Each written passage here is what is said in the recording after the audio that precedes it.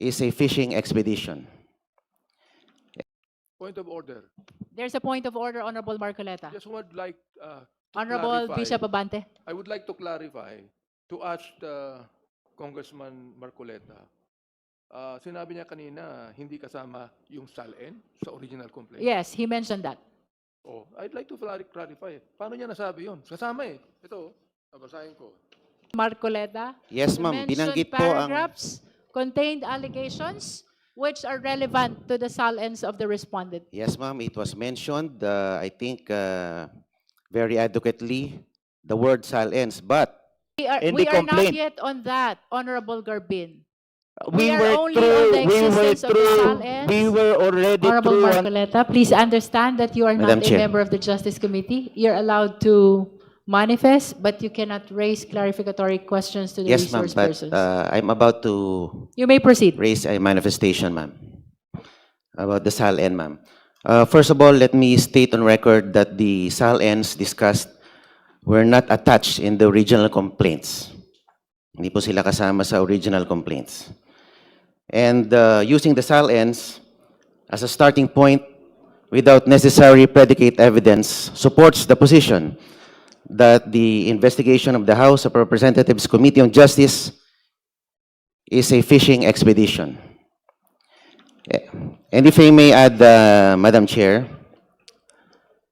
on the SALN issue, the complaint asks this committee to obtain bank records, SALNs, coordinate with the AMLC, and forensic accounting. If so, it is an acknowledgement that the complaint is still seeking the very facts it needs to conclusively prove its SALN theory.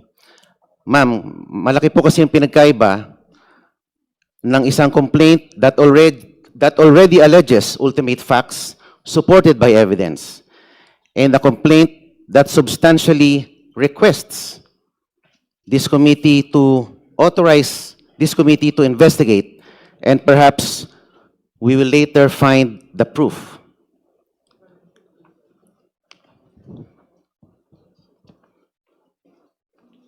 And if I also raise this observation, Madam,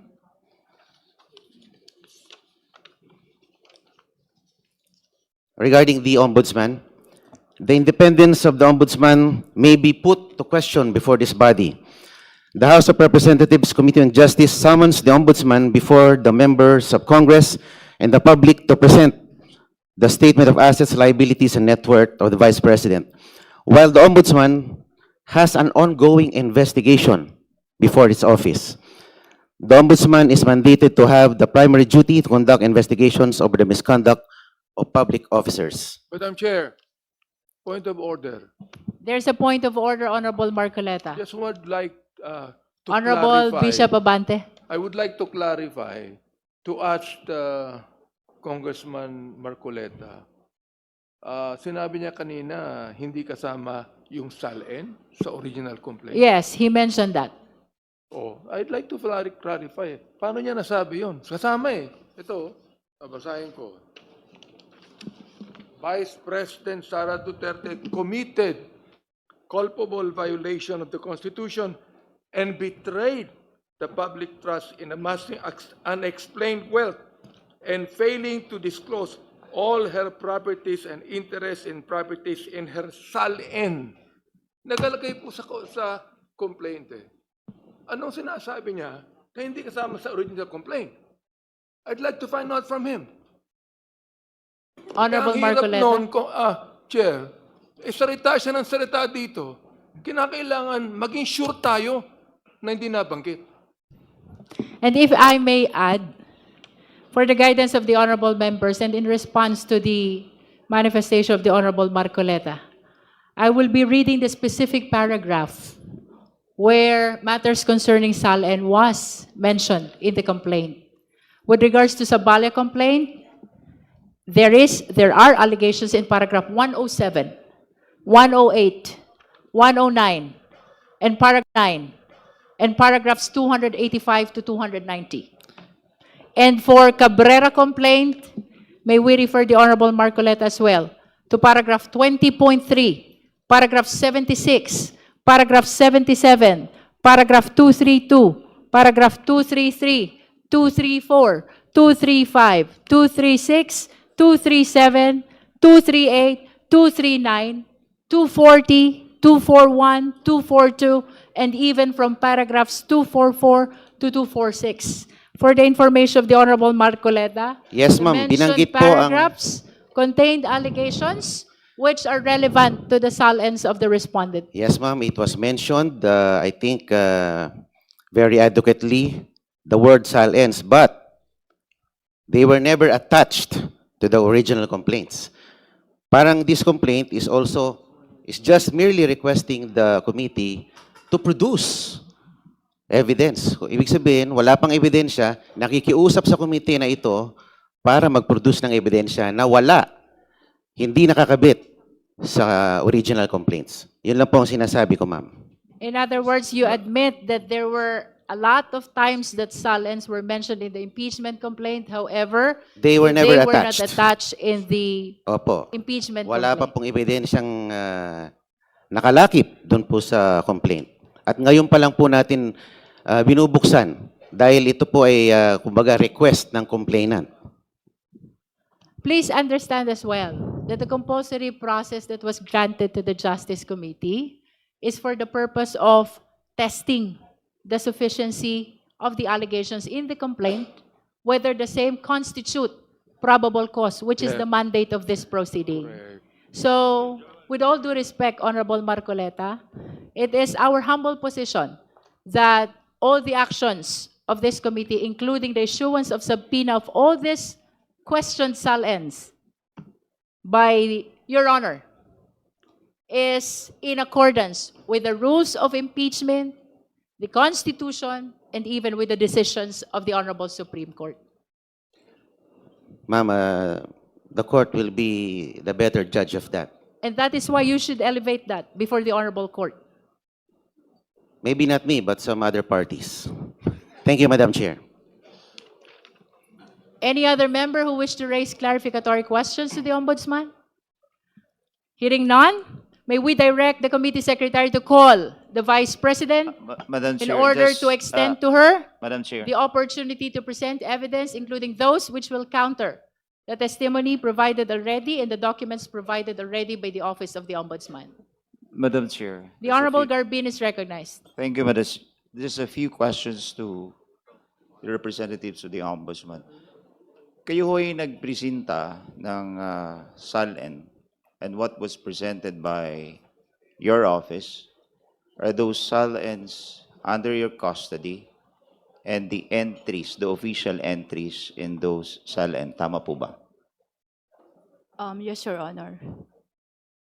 But that entries does not say whether there is a misdeclaration, untruthful declaration, or willful non-disclosure that will lead to unexplained wealth. Tama po ba? Your Honor, binasa ko lang po kung ano yung, at kinonfirm ko lang po kung ano yung nakalagay sa SALN.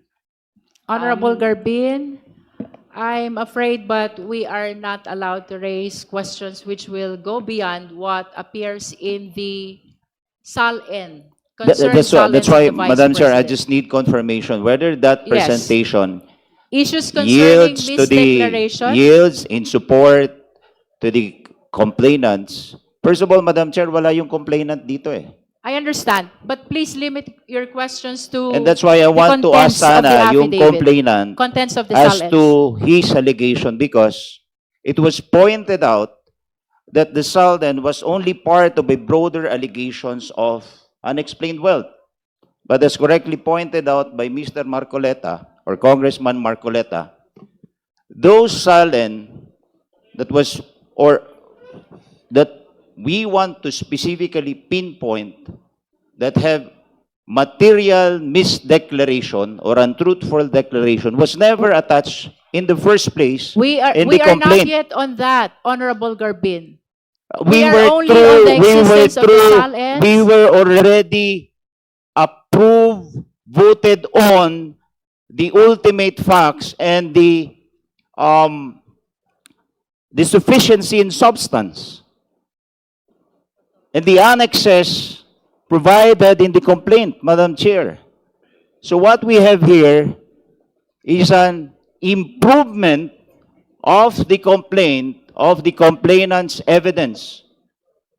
Tayo yung nagpuproduce ng ebidensya which is not supposed to be the case. With all due respect, Honorable Garbin, the issuance of the subpoena is not for the purpose of adding, supplementing, or correcting whatever appears in the complaint. The purpose of the issuance of subpoena is to test whether the complaint is sufficient already for the existence of probable cause. To But- aid the justice members in judging whether or not probable cause exists on the basis of the allegations in the complaint, including the attached documents. If I may, Madam Chair. The Honorable Chua. Thank you, Madam Chair. Madam Chair, let me walk you through Section 7 of our Rules of Procedure in Impeachment Proceedings. Sabi po dito, the committee shall conduct a hearing. The committee, through the chairperson, may limit the period of examination by members of the committee. The committee shall have the power to issue compulsory processes for the attendance of witnesses and the production of documents and other related evidence. So, yun po yung ginagawa po natin dito. This SALN, ito pong SALN na to ay pumapasok po dito po sa power ng committee. Hindi naman po tayo ang nagsasabi niyan. Ang nagsasabi po niyan ay ang ating rules.